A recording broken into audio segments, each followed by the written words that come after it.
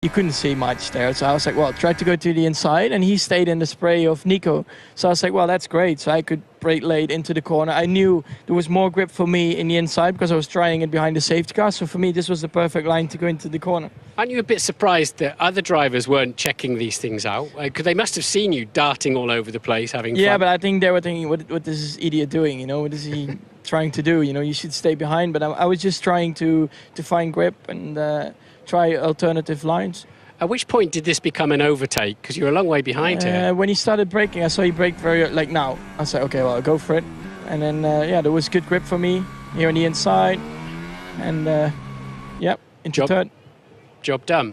So next up then is the world champion-elect and the world championship leader, Nico Rosberg. And your experience in turn 3 is about to come in, or your knowledge I lost out a bit on the straight. I was very close to him in the restart, but I couldn't pass him before the safety car line, so I had to wait a bit, but then lost out on the straight. And then I tried to go around the outside like I've done before in the previous laps, and they didn't. So I was like, well, that's great. I just pushed it very hard because on the onboard you could really see I was fighting the car pretty hard. I think I couldn't have done every lap like that because I would have lost the car one way, but yeah, I think he didn't see me coming. What I want to know is your right rear tyres on the white line. We've seen many a race destroyed, spinning around. How did you know the car would stick there? Well, I have to say lately with all the new paint, it somehow it felt all right. Like my dad always kept telling me as well, stay off the white lines. But somehow on this track again, the white line was not an issue. Okay, next up then is your own save.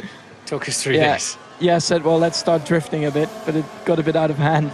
I mean, I don't know actually what happened there. You know, it just did the same line. I think I just caught a puddle in a different angle, or a bit too much steering lock on. I don't know. You just touched the white line on the inside here, look. Yeah, but I did it more often. So it was the standing water in the middle that was the problem? Yeah, I think here something happened. Yeah, maybe you can the see, water. Look, that tyre's really struggling to clear the water, isn't it? Yeah, exactly. So, yeah, it just happened. You know, a bit unlucky moment, but then it turned out to be lucky. You said to me on the podium it was 50-50 skill versus luck. You standing by that? Yeah, definitely. I mean, so I lost the car here, and then you lock the brakes, and here I said, okay, I can save it.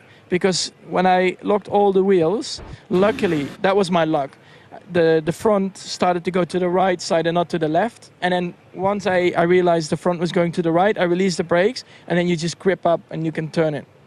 But you straightened the steering wheel at this point. Was that a conscious thing to do? Yeah, because if you keep it that way, the car starts doing like that. You're going to go the other way? Yeah, so it's better to have a four-wheel drift and try to have more time to save the car instead of like letting it spin, because then you're out of control. So that was a conscious effort, which I think means that there's the 50% skill, isn't it? You've thought in the middle of just about to smash your car to pieces in a great position in the Grand Prix, straighten the steering wheel, Max. Yeah, it's something, you know, I've learned, for example, driving in the snow on a quad bike.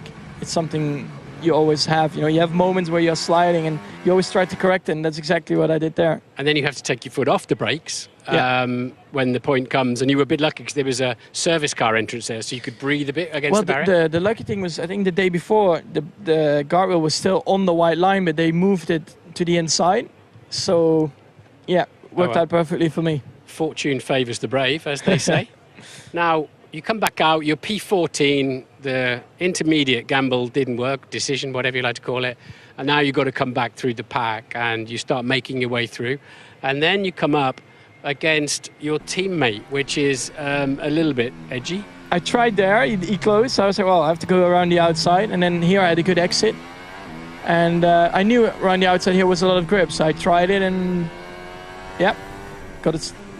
got it done. And was that particularly satisfying, being it was Daniel? It's always more difficult to pass your own teammate because you have the same car, you know. It's the downforce, you lose more downforce when you're behind your own teammate. So I was happy that I was in front because I knew the pace was there. So once I cleared Daniel, I could charge through the field. Okay, now your good friend Seb Vettel. We're going to start this from way back, actually, because you're coming down towards turn 4. You've gone down the outside. And as you go into the corner, I just want to point out, you're ahead. And what then happens is you realise he's going to run you out of road. Yeah, I mean, he was looking. I could see his helmet pointing to me, like just pushing me, trying to get me, you know, in a corner where I couldn't do anything. So I just backed off, let him go in front again, and I would say, well, I'll try another corner then. Right, I'm going to stop there. you were looking and you saw his helmet looking at you down the straight. Yeah. So okay. On the brake, you can very easily see it. Like you see the head just doing like that. Yeah, but then the track is in terrible condition. So why are your eyes not on stalks looking at the racetrack? I always have the intention of I'm always looking more to the inside of the corner with my head. It's something I've had with go-karting as well. So something now you're trying a few Verstappen lines. Yeah. And we come to what is effectively the last corner. So he said he ran me off the track. He ran me out of space. Yeah, I don't agree with that, of course. But, it's I got to the inside. I was clearly next to him. And then at one point, also from his onboard, you could see, like, he saw that I was next to him. And then suddenly he accelerated again. I was like, well, I mean, I'm next to you, so I'm not going to give you more space. Like here, he realized I was next to him, and then he started accelerating. And I mean, I'm in the middle of the track, and you are a bit on the rubber, so you just slide, and I couldn't turn more than I already did. So I don't think it's something intentional or something. In those conditions, it's really tricky, isn't it? But I think, for me, if you've got the inside line, the guy on the outside has to, like you did in turn 4, you've got to lift, haven't you? Because that's the game, isn't it? Yeah. Okay, so then we'll rush through some of the many overtakes. And the final one was the sweet one because it was for the podium. Yeah. Up against a somewhat disappointed Perez. I can't imagine, but still, I think they had a great race in general. So yeah, I tried it before on Ocon here, so I was like, well, let's go around the outside. But of course, he realized it a bit. But then, so well, let's try and go over the curb. Let's see how it pans out. I mean. So now you've got a bit of opposite lock on. The car's sliding on the curbs, but you're going to stick with it. Yeah. I think so. Well, you do. I can tell you how it turns out. But, so no doubts there. You didn't have to sort of give up on that one, obviously. No, it was just on the limit. Oh, yeah, very on the limit. Now, what I thought was impressive here is that you gave him racing space, which is fair enough, isn't it? You didn't run him out of road. The thing is as well, I mean, the pace difference was so big. Even if I didn't get him there, I would wait another lap or another corner and I would get him. So it's not something that it's so critical to get past there that you have to like squeeze him a bit off the track. So I was like, well, let's give him room. Let's see where he ends up. And I think it was perfect racing at the end of the day. It looked great.